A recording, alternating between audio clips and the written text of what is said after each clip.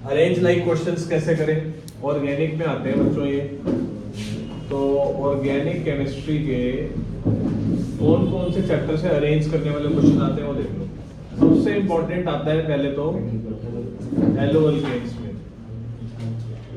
Hello alkanes में arrange करने के लिए आता है SN1 और SN2 में हमेशा आता है। तो SN1 में ऑर्डर ऑफ रिएक्टिविटी क्या है, 1 डिग्री सबसे कम, सेकेंडरी, फिर टर्शियरी। क्यों, रीजन क्या आता है इसका?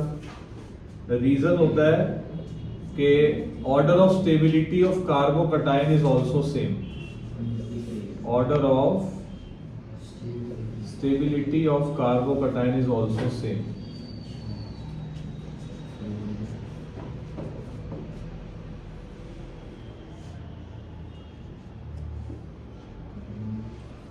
SN2 में ऑर्डर उल्टा हो जाता है। SN2 में जो 1 डिग्री है वो सबसे जल्दी करता है, क्योंकि SN2 वो करेगा लेस बल्की ग्रुप्स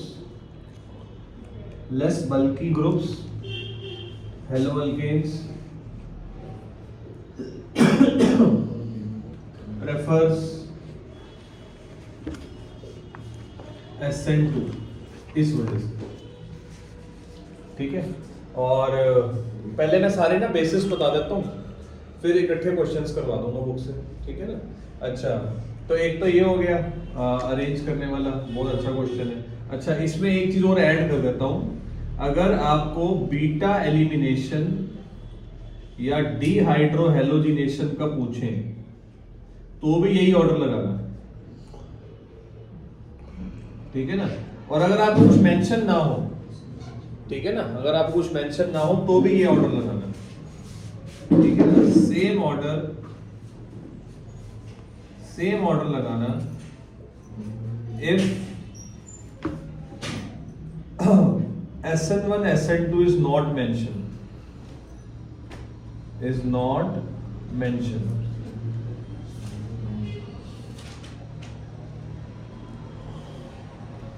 तो ये हो गई बच्चों बात। ठीक है ना? अरेंज लाइक क्वेश्चंस करने के लिए हेलो अल्केन चैप्टर में से ये आपको पूछ सकते हैं। ठीक है, जल्दी लिख लो, सारे पहले बता दूंगा। ठीक है ना? वीडियो रिकॉर्ड भी कर रहा हूँ। और उसके बाद अल्कोहल चैप्टर में कैसे क्वेश्चन आ सकते हैं।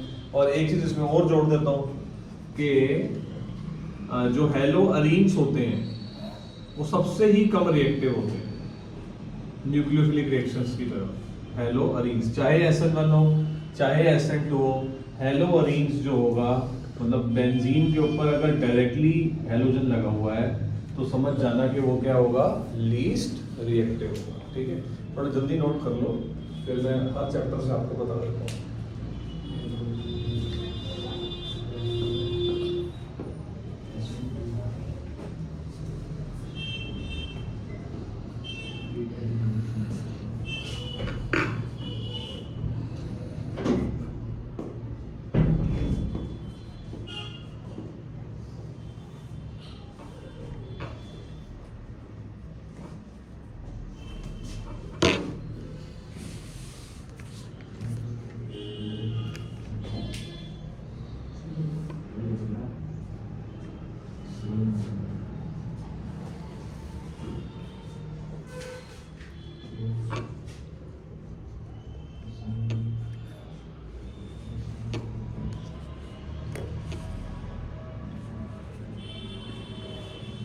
ठीक है, चलो अभी जो नेक्स्ट हम बात करते हैं वो हम बात करेंगे अल्कोहल चैप्टर में से। तो अल्कोहल चैप्टर में या फिर एक ना मैं तुम्हें बताना चाहता हूँ complete order of boiling point. Boiling point के ऑर्डर लगाने वाले बहुत क्वेश्चन होते हैं। Complete order of boiling point, ठीक है ना, इनऑर्गेनिक। तो सबसे कम बॉइलिंग पॉइंट्स में अल्केन्स और ईथर्स आ जाते हैं। मतलब ईथर का बॉइलिंग पॉइंट मैंने देखा है कि ईथर का बॉइलिंग पॉइंट तो अल्केन से भी कम देता है। उसके बाद आप कह सकते हो कि हेलो अल्केन्स आ सकते हैं। ठीक है ना? उसके बाद अल्डिहाइड कीटोन्स आ जाते हैं। और अल्डिहाइड कीटोन्स जो होते हैं ना वो H बॉन्डिंग नहीं बनाते। ठीक है ना, एक बॉन्डिंग बनाते हैं, इसको क्या बोलते हैं, डाइपोल डाइपोल इंटरेक्शन। और उसके अलावा फिर आता है बच्चों अमाइंस, और अमाइन से ज्यादा हो जाता है अल्कोहल्स का, और सबसे ही ज्यादा होता है ओइक एसिड। ओइक एसिड का हाईएस्ट क्यों होता है, क्योंकि ओइक एसिड बना लेता है क्या, डबल एच बॉन्डिंग। ठीक है ना, ओइक एसिड की मैं तुम्हें एच बॉन्डिंग बना के दिखाता हूँ। ठीक है, ये लिखना जरा।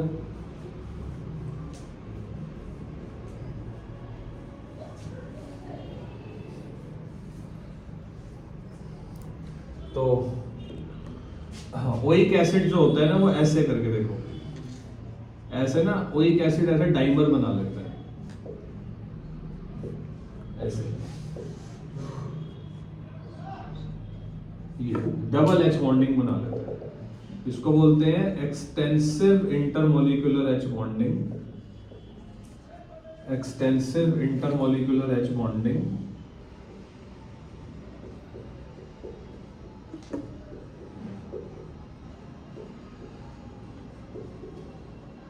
Dimer formation.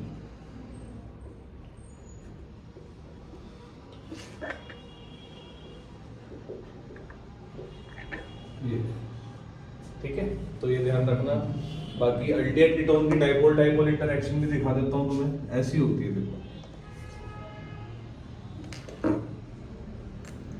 सी पॉजिटिव ओ नेगेटिव, सी पॉजिटिव ओ नेगेटिव, ये बनती है, ये होती है डाइपोल डाइपोल इंटरेक्शन।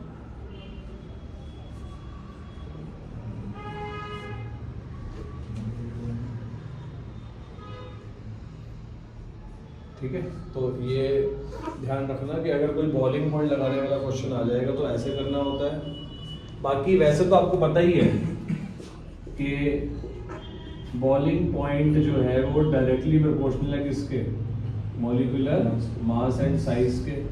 तो अगर एक ही क्लास के हों, मतलब जैसे कुछ क्वेश्चंस है एनसीईआरटी में जिसमें एक ही तरह के कंपाउंड है, मतलब सारे हेलो अल्केन्स या सारे अल्कोहल्स, तो उसमें लगाना ये वाला कॉन्सेप्ट कि बॉइलिंग पॉइंट मॉलिक्यूलर मास और साइज के डायरेक्टली प्रोपोर्शनल है, और बॉइलिंग पॉइंट ब्रांचिंग के इनवर्सली प्रोपोर्शनल है। तो बॉइलिंग पॉइंट के बारे में ये तीन बातों से आपके सारे क्वेश्चंस जो है वो हो जाएंगे।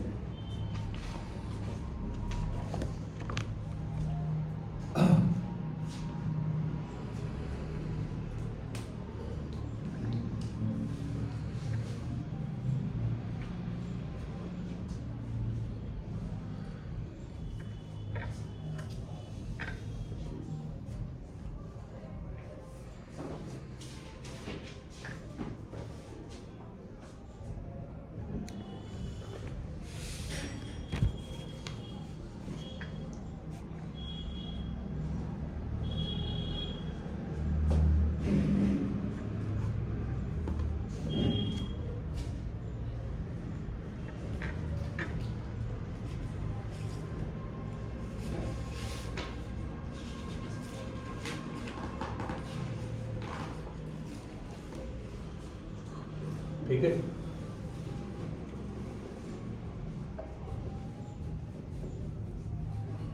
इसके अलावा एसिडिक नेचर के एसिडिक कैरेक्टर लगाने वाले क्वेश्चंस होते हैं। तो एसिडिक कैरेक्टर ये भी अल्कोहल चैप्टर के हैं। एसिडिक कैरेक्टर के कार्बोक्सिलिक में भी होते हैं, अल्कोहल में भी होते हैं। एसिडिक कैरेक्टर इन अल्कोहल्स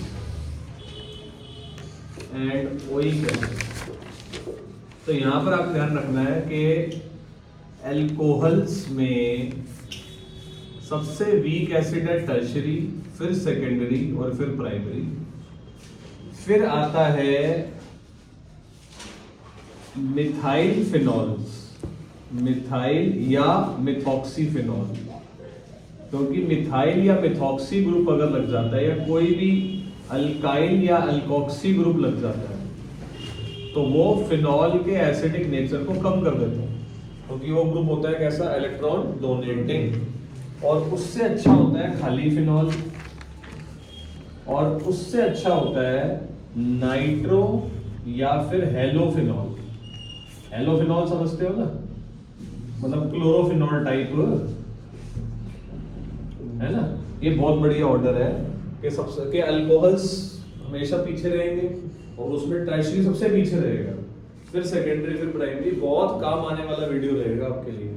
और नाइट्रो और हेलोफिनॉल का सबसे ज्यादा होता है, ठीक है ना। और हेलो और नाइट्रो में नाइट्रो जीत जाएगा, क्योंकि नाइट्रो का माइनस आई सबसे तेज होता है। नाइट्रो का माइनस आई सबसे तेज होता है, तो आप ये ध्यान रख सकते हो कि हेलोफिनॉल के अंदर आइडोफिनॉल, ब्रोमोफिनॉल, क्लोरोफिनॉल, फ्लोरोफिनॉल और फिर नाइट्रोफिनॉल। ये ऑर्डर होता है किसका? माइनस आई इफेक्ट का। माइनस आई इफेक्ट का मतलब क्या होता है? ये सारे ही ग्रुप कैसे हैं? इलेक्ट्रॉन विड्रॉइंग ग्रुप क्या करता है? ये एसिडिक स्ट्रेंथ को बढ़ाता है। बॉइलिंग पॉइंट के बारे में इधर बात मत करो। अगर करना चाहते हो, जबरदस्ती करना ही चाहते हो, तो फिर इस कॉन्सेप्ट को लगा देना। मतलब आयोडीन का मॉलिक्यूलर मास सबसे ज्यादा होता है, तो आयोडो वालों का बॉइलिंग पॉइंट सबसे ज्यादा हो जाएगा। इतना तो आपको पता होना चाहिए कि फ्लोरो वाला का मास सबसे कम है, क्लोरो वाले का और ज्यादा, ब्रोमो वाले का और ज्यादा और आइडो वाले का और ज्यादा। जहां पर भी आपको बॉइलिंग पॉइंट लगाने में दिक्कत हो इस वाले कॉन्सेप्ट में, तो आप मोलर मास निकाल के देख लो उसका एक रफली। जिसका मोलर मास ज्यादा होगा उसका बॉइलिंग पॉइंट भी ज्यादा होगा, ऐसे कर लेना ना, ठीक है। और इलेक्ट्रॉन विड्रॉइंग ग्रुप क्या कह रहा था मैं? Increases the acidic strength.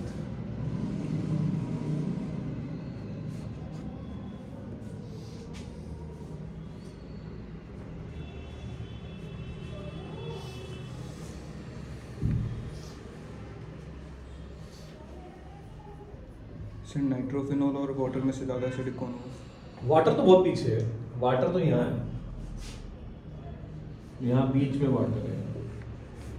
हाँ ठीक है ना, ठीक है ना। वाटर तो अल्कोहल से थोड़ा सा, अल्कोहल से अच्छा है, बस फिनॉल से तो बेकार है। अच्छा, उसके बाद सेम चीज ओइक एसिड में भी रिपीट होएगी कि ओइक एसिड में भी क्या है कि वही, मतलब यही चीज के इलेक्ट्रॉन डोनेटिंग ग्रुप जो है वो कम कर देगा।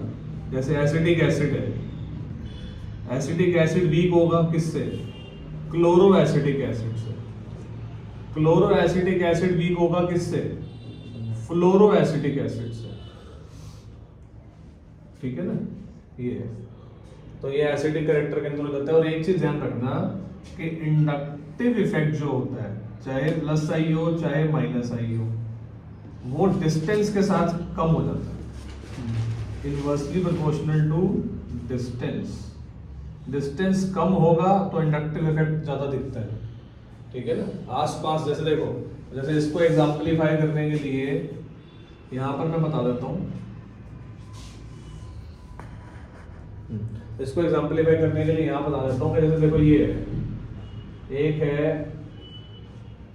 CH2Br CH2COOH और उसका कंपैरिजन जो है वो इससे है CH3CHBr COOH से। तो बताओ ज्यादा स्ट्रॉन्ग एसिड इसमें से कौन सा होगा? दूसरा वाला, ये वाला, ये वाला, क्योंकि यहाँ पर Br जो है वो पास है। Br का पास होना अच्छा है और मिथाइल का दूर होना अच्छा है, ठीक है ना। तो ये सब बातें थी किसके बारे में बच्चों? एसिडिक कैरेक्टर के बारे में, ठीक है ना। बस बॉइलिंग पॉइंट हो गया, SN1 SN2 हो गया। एक दिमाग में और आया है डिहाइड्रेशन, वो बता देता हूँ, लिख लो। सर वैसे ओइक एसिड अल्कोहल की पूरी बिरादरी से ज्यादा एसिडिक होगा ना? हाँ।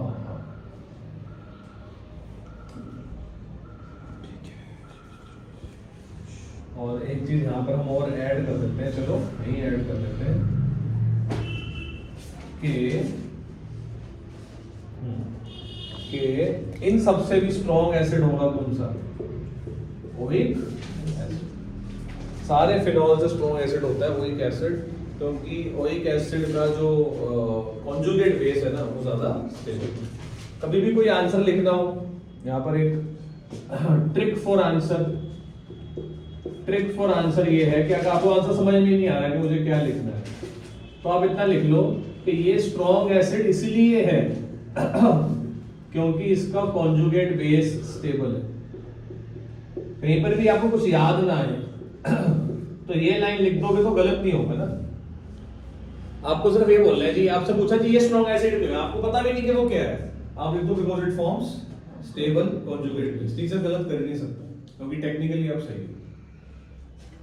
और वीक एसिड में लिख देना लेस स्टेबल कॉन्जुगेट बेस, बस।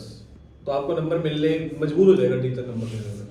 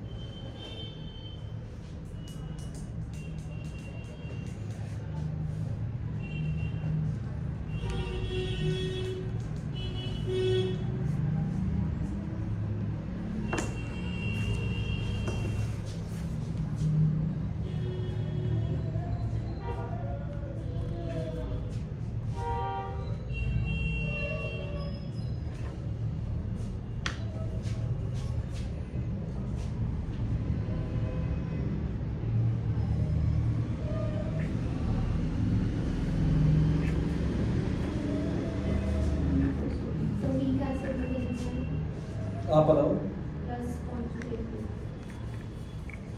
लेस स्टेबल कॉन्जुगेट बेस, ठीक है, relatively less stable conjugate base. चलिए अब बताओ फिर। अब एक इसमें अगर कभी डिहाइड्रेशन को लेके पूछ लें कि डिहाइड्रेशन या फिर लुकस टेस्ट की तरफ ऑर्डर ऑफ एक्टिविटी लगाऊंगा तो फिर क्या करोगे? उसमें भी वही है, tertiary secondary primary.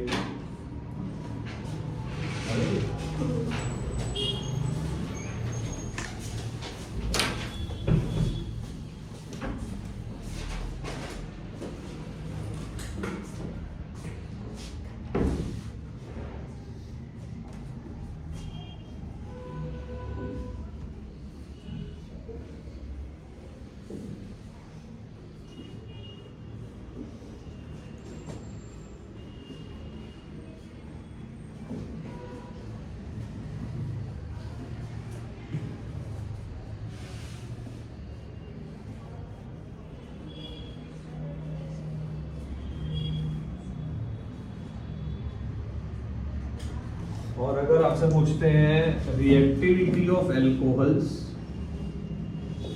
Reactivity of alcohols towards dehydration और टुवर्ड्स लुकस रिएजेंट, तो वो क्या है? 1 डिग्री सबसे कम, फिर सेकेंडरी और फिर चाहे डिहाइड्रेशन हो चाहे लुकस रिएजेंट हो। और कभी ये पूछ ले रिएक्टिविटी टुवर्ड्स सोडियम पूछ ले तो same as acidic character. Sodium aluminium पूछ ले तो same as acidic character. Second metal है, सेकेंड मेटल। हाँ, क्योंकि मेटल से स्ट्रांगली वही रिएक्शन करेगा ना जो ज़्यादा एसिडिक होगा, ठीक है ना। तो ये ऑर्डर लगाने वाले क्वेश्चन हो गए। अल्कोहल से, फिनॉल से, ईथर में ऐसा कुछ होता नहीं, एल्कोहल ने भी करा दिया, एल्कोहल भी ले लिया। अब अल्डिहाइड कीटोन में भी कोई ऐसा कुछ नहीं है, ऑर्डर लगाने वाला कार्बोक्सिलिक का ही होता है। हाँ, एक दिमाग में है, बता देता हूँ।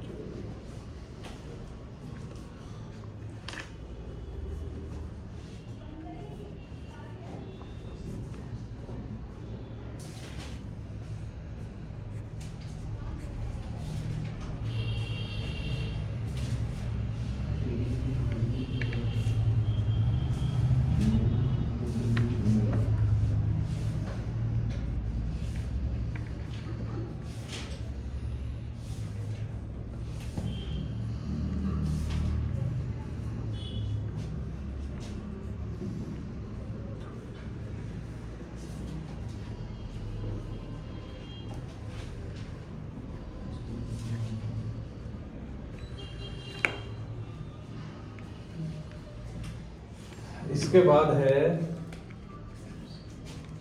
Reactivity of aldehyde and ketones, reactivity of aldehyde and ketones towards nucleophilic addition.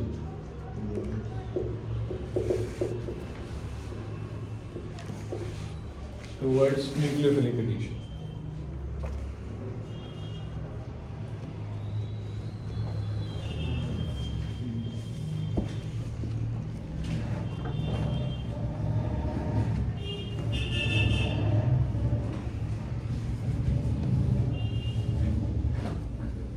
तो इसमें क्या बोलते हैं कि ketones are less reactive than aldehydes,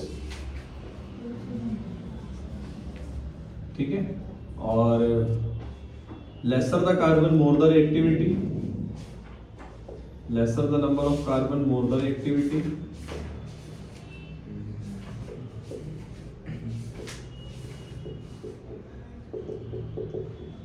और electron donating group decreases the reactivity, withdrawing group increases the reactivity,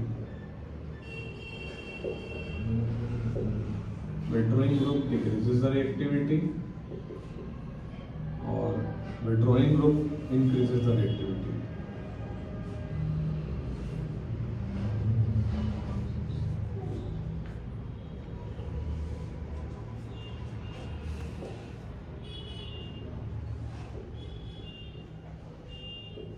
बस अब अमाइंस के रह गए बेसिक करेक्टर के, ठीक है, लिख लो बेटे के बीच।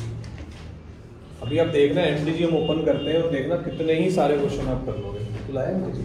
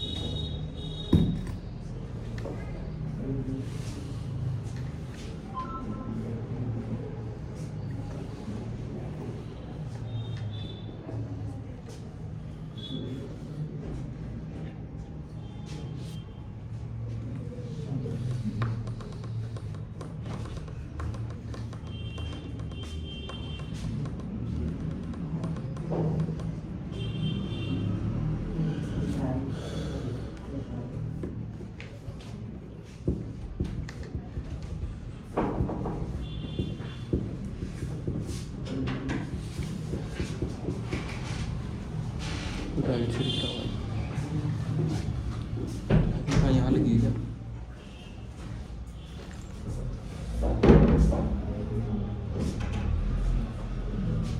चलिए बेटा लास्ट देख लो अमाइंस का। तो अमाइंस में बॉइलिंग पॉइंट, चलो पहले ऑर्डर ऑफ बॉइलिंग पॉइंट। तो ऑर्डर ऑफ बॉइलिंग पॉइंट में सबसे ज़्यादा प्राइमरी का, फिर सेकेंडरी का, फिर टर्शरी का। ऑर्डर ऑफ बेसिक स्ट्रेंथ सबसे इम्पोर्टेंट। तो बेसिक स्ट्रेंथ में 3 degree, 2 degree, 1 degree gas phase में, और इससे भी वीक होगा अमोनिया, और उससे भी वीक होगा एनिलीन। एनिलीन यानी कि क्या? C6H5NH2। एक्वस फेज में 2 सिचुएशंस आती हैं। एक होता है जब R ग्रुप होता है CH3, और एक जब R ग्रुप होता है CH3 से ज़्यादा। तो यहाँ पर जो ऑर्डर आता है वो आता है सबसे बढ़िया सेकेंडरी, फिर प्राइमरी, फिर टर्शरी, और यहाँ पर जो ऑर्डर आता है वो आता है सेकेंडरी सबसे अच्छा, फिर टर्शरी और फिर प्राइमरी। बाकी अमोनिया और एनिलीन तो वीकेस्ट है ही है। बेंजीन जो होगा ना वो एसिडिक बेसिक स्ट्रेंथ को कम कर देता है, ठीक है ना, वो यहाँ पर भी हमेशा ही रहेगा। मतलब this is always irrespective of phase. तो this is the end of arrangement like questions from organic chemistry. हर चैप्टर से बता दिया, इससे बाहर कुछ आना नहीं चाहिए। अभी हम बुक से करते हैं बढ़िया बढ़िया क्वेश्चन, ठीक है बच्चों।